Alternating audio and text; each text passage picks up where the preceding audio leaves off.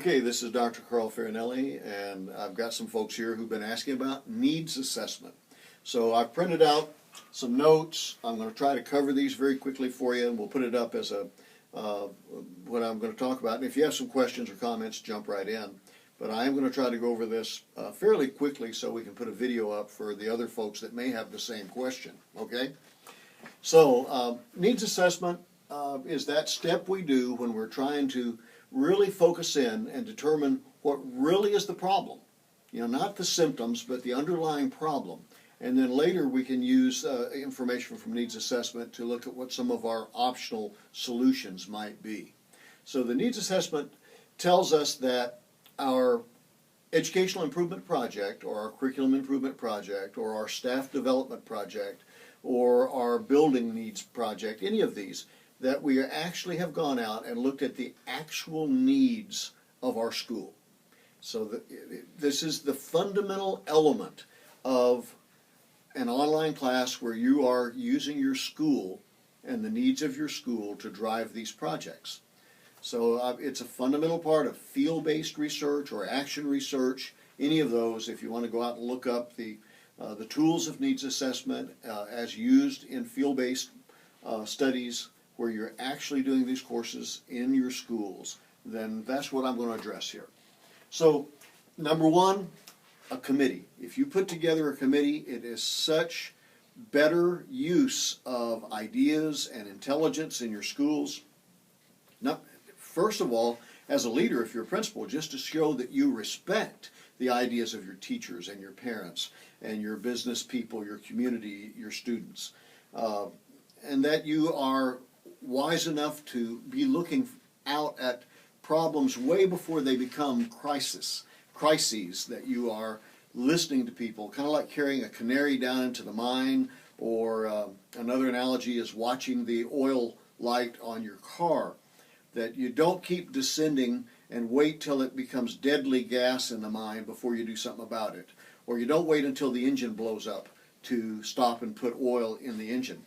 That you don't wait until it's broke to fix it.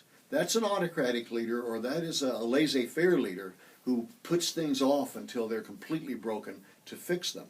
And that's not the kind of leadership that we're talking about here. We're talking about a participative leader, a democratic leader, using the Lewin or later the Owens models of leadership, which we'll talk about in another video. So, have a committee. You can start by looking at some of the historical information, maybe stuff that's been gathered that's still relevant. Sometimes these problems have been going on for months or maybe even a year or two. So if you look at some of the grant applications that have been written in the last year or two, or if you look at some of the reports that have been made by committees, they will often give you some good indications. News articles, complaints that have been made to the principal by parents or by teachers. These kinds of things can give you some good information. The actual research of looking at test scores, looking at attendance reports, looking at discipline data. Your free and reduced lunch will give you an indication of the poverty in the school. These are all good kinds of data that you can look at.